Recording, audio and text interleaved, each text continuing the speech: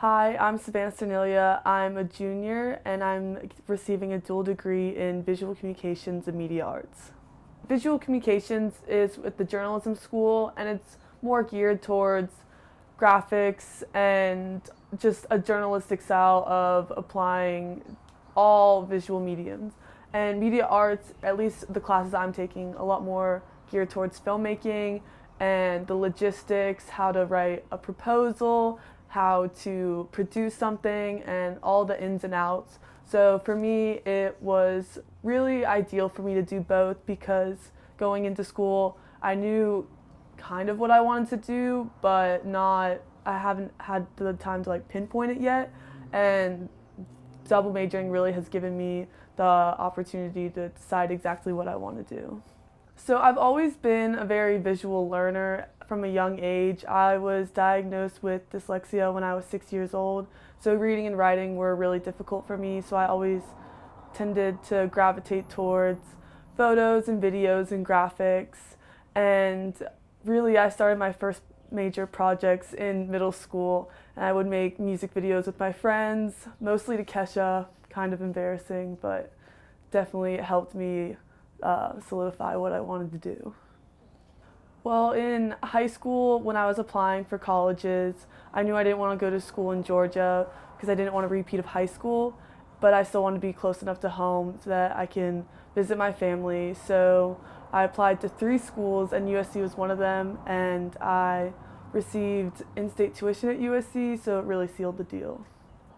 So right now I'm a filmmaker with 1080C Productions, the student film organization on campus, and I'm also a photographer for the Daily Gamecock. Also, I'm the founder and president of Give Volunteers, which is a volunteer organization that promotes sustainability and global citizenship. So we raise money to send to education programs and environmental organizations worldwide.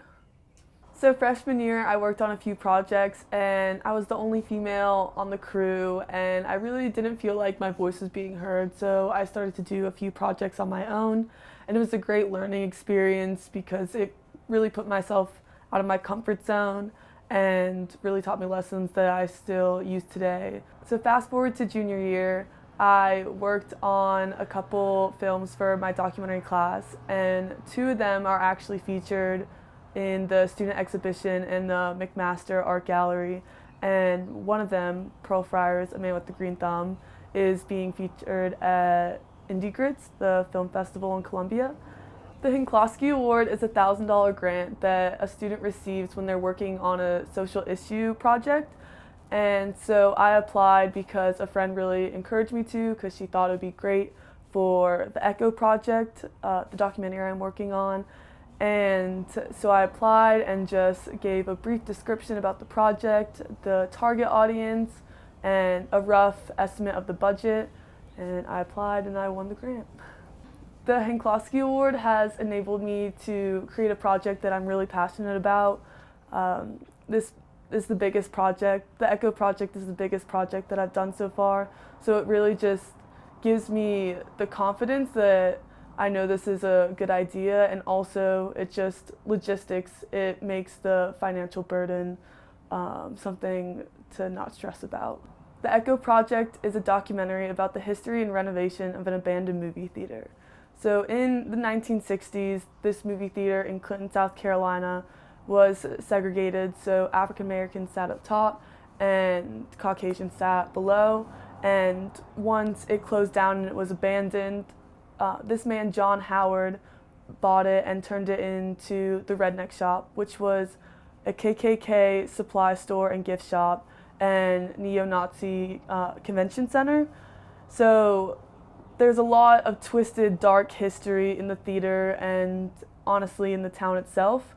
And through the unlikely friendship between a former KKK member and an African-American reverend, the Echo Theater is now owned by that African-American Reverend Kennedy, and he's planning on turning it into a diversity culture center and basically a place where people in South Carolina can come and talk about their differences, talk about the history, but also move past that and try to come together and as a community and create a dialogue.